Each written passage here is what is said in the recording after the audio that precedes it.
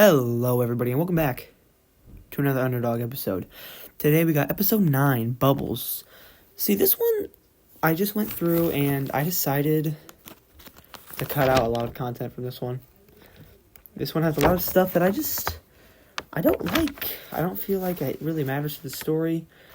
It's just, I wanted to get rid of it, so I did. So this one's really short after removing a bunch of stuff. Like a couple entire chapters are gone. So let's just start reading this. This is going to be really short, though, which I apologize, but the next one should not be very short. Chapter 1. The team of Subsonic's minions finally arrived back to New York City. Then, when walking, the two teams run into each other. Hey, what are you guys doing here? Here to beat you. Guys from getting in the way. In the way of what? It's confidential. I'll make you spit out the answer to that. Stripe throws her sword at Dylan, but he redirects it at Sharp Shot. Since Stripe's sword is electronic, Deep Connection stops the sword and puts it on the ground. Alice stops time and tackles Deep Connection, bringing him far away from the battle. Time to track your team. Alice starts to vibrate his hand, ready to stab Deep Connection. Wait! What do you want? Your last words. No, but there's a bomb on Blue Ridge Drive.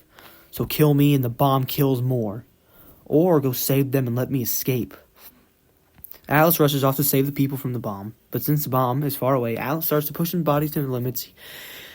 Here's why I changed it, the main part of this stupid timeline, stupid event. He pushes his body too far and injures himself falling into a ditch. Back at the battle, they are fighting nonstop. Tell me what you're fighting us for. I can't tell you. Wait, you're not fighting us to keep us out of the way. You're distracting us from something. Fine, we can't hide this anymore. Subsonic's building an artificial volcano to destroy New York and rebuild it his way.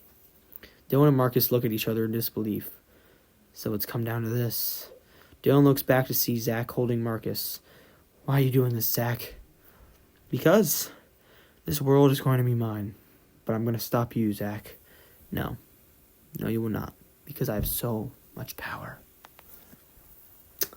So, that was actually not that bad. That was a pretty good chapter.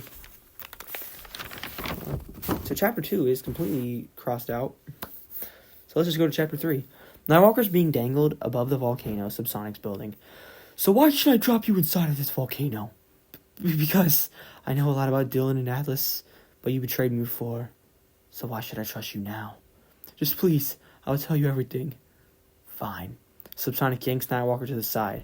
So to make sure you don't escape, I'll be putting you inside of a cell.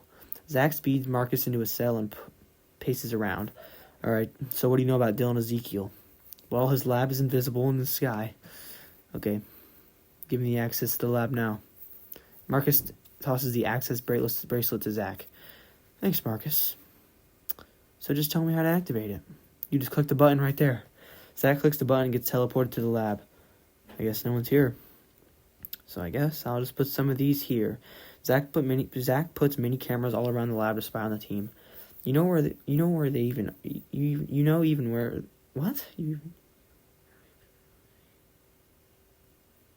know. Dylan is sitting on a curb in distress. Atlas, Night, and Steel are gone. Now it's just me. What am I gonna do? Dylan looks around but sees nothing except a phone. Okay.